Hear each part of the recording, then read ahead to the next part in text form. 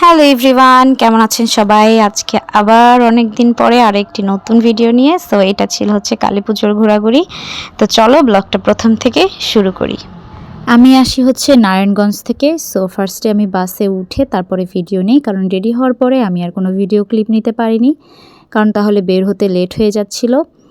So বাস থেকে আমি সরাসরি রাজধানীর ওখানে নেমি, তারপরে ব্রিজ থেকে হেঁটে সরাসরি চলে যাই টিকাটুলিতে।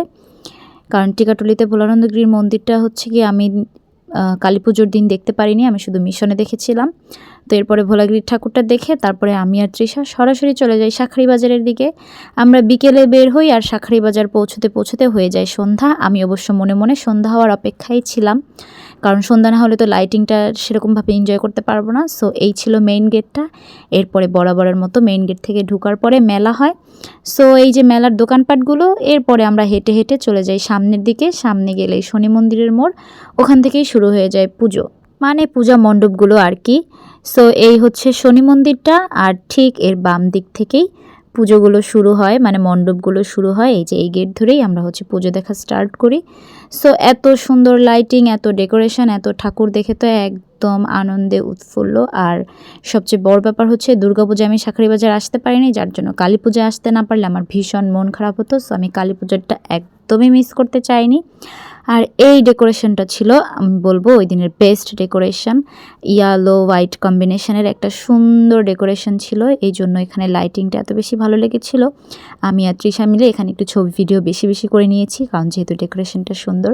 আমরা যেহেতু সন্ধ্যার দিকে গিয়েছিলাম তখন একটু ভিড় কম ছিল, যার জন্য আমাদের অত বেশি হ্যাসেলে পড়তে হয়নি। আমরা রিল্যাক্সে ঘুরেছি, ছবি ভিডিও আমরা মোটামুটি ক্লিপ নিতে পেরেছি। কিন্তু রাতে একটু জমজমাট বেশি থাকে, বাট আমরা যেহেতু দুইজনেই মেয়ে ছিলাম, সো আমরা সন্ধ্যার মধ্যে ঘুরে তারপরে আবার টিকাটুলিতে ব্যাক করি। সো লাইটিংগুলো এত সুন্দর ছিল, এগুলো দেখলেই অ্যাকচুয়ালি আনন্দ লাগে। তবে একটা বিষয় খেয়াল করলাম, সেটা হচ্ছে বিগত বছরগুলোর চেয়ে এবারের পূজা মণ্ডপ অনেক কম লেগেছিল। কজ গত বছরগুলোতে মনে হয়েছে যে এত স্পেস ছিল না, অনেক ঘন ঘন ঘন ঘন হচ্ছে গিয়ে পূজা মণ্ডপ ছিল। সো হ্যাঁ, এবারে একটু কমই মনে হয়েছিল, কারণ হয়তো দেশের অবস্থা চিন্তা করে এরকম করা হয়েছে।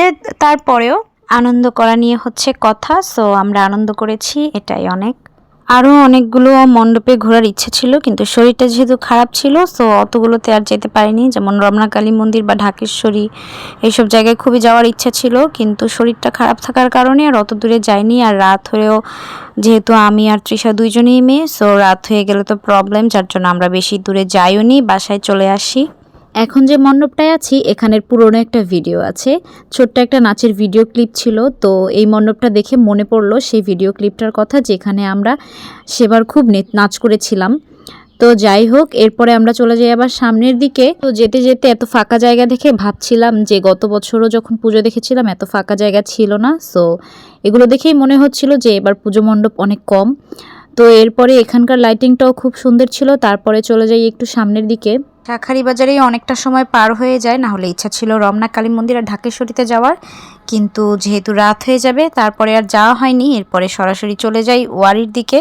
ওয়ারিতে একটু জয়কালী মন্দিরে কিছুক্ষণ বসি, তারপরে মায়ের পায়ের ছোঁয়ানো একটা সিঁদুর নিয়ে তারপরে বাসায় যাই। আর এই থিমটা এত সুন্দর লেগেছে, সতীদেবীর দেহত্যাগ করার পরের সিন ছিল এটা, মহাদেব যে কোলে নিয়ে খুব কাঁদছিল।